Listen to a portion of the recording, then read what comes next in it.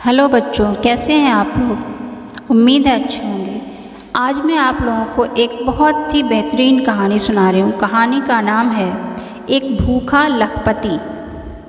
तो कहानी यूँ है, वाटसन नामी एक लखपति सौदागर एक दिन सुबह सुबह कहीं तैयार होकर जा रहा था। नौकर नाश्ते की मेज़ लगाए मुंतज़िर थे कि इतने में एक भूखे बूढ़े ने आकर बाहर सवाल किया, सौदागर साहब, मैं 3 दिन से भूखा हूँ, कुछ खाना हो तो खुदा की राह में दिलवा दो।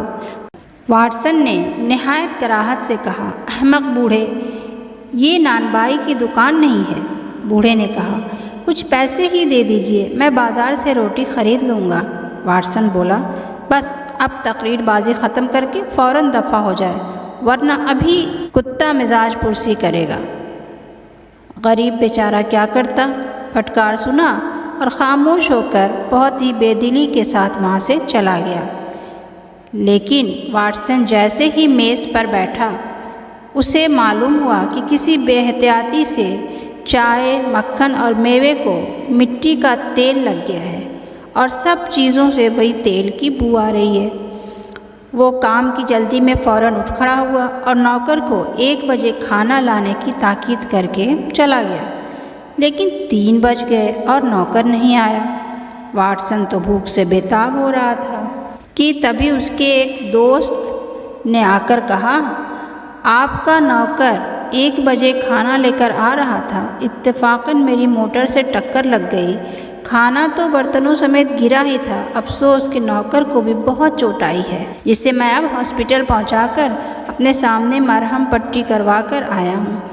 डॉक्टर कहता है कि नौकर चंद रोज़ में अच्छा हो जाएगा, मगर मैं इस सुबह इत्तेफाक के लिए माफ़ी मांगता हूँ। वाटसन दोस्त को रुखसत करके मकान पर आया और बावर्ची को रात का खाना मामूल से कुछ पहले तैयार करने का हुक्म दिया।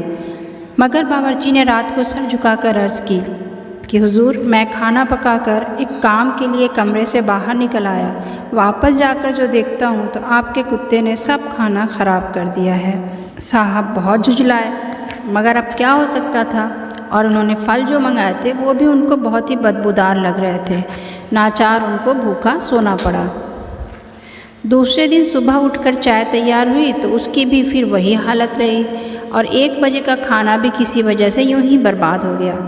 आखिर इन बातों के पैदर पे वाक़ होने से वाटसन को ख्याल आया कि हो न हो ये उसी बूढ़े की बद्दुआ का नतीजा है। नाचार वो अपने एक दोस्त के यहाँ खाना खाने चला गया, लेकिन जैसे ही दोस्त के साथ खाने के लिए बैठा, मेज़ पर खाना रखते हुए नौकर का पाँव फिसल गया और मेज़ सीधे वाटसन पर आ गिरी और ये उस दोस्त की मेम साहिबा पर जा गिरे। इसके गिरने से उन्हें भी चोट आई और खाना भी सब बर्बाद हुआ। नाचार वाटसन शर्मिंदा होकर ये कहता हुआ उठाया कि मैं अपनी बदनसीबी में तुम्हें नाहक शरीक करना नहीं चाहता। अब ये दूसरी रात थी कि जो उसे भूखे ही सोना पड़ा। तीसरी सुबह भूख के मारे उसकी हालत बहुत बुरी हो रही थी और ये हैरान बैठा सोच रहा था कि क्या करूं और क्या ना करूं कि इतने में इत्तेफाक से उसी बूढ़े फ़कीर का उधर से फिर गुज़र हुआ। वाटसन ने देखते ही आवाज़ देकर उसे पास बुलाया और अपना सारा हाल उसको सुनाया। उसने कहा, साहब, बेशक तुम्हारी बेरुखी देखकर मैंने ही परसों खुदा से दुआ मांगी थी कि इलाही, तेरा ये दौलतमंद बंदा इस फाक़े की मुसीबत को बिल्कुल नहीं जानता जो तेरे भूखे बंदों पर गुज़रती है। इसके बाद मुझे तो फ़ौरन एक जगह से कुछ रकम मिल गई, मगर इधर खुदा ने तुम्हें भी इस बेपरवाही का मज़ा चखा दिया। खैर, अब तुम चलकर मेरे साथ खाना खाओ, शायद खुदा तुम्हारा कसूर माफ़ कर दे।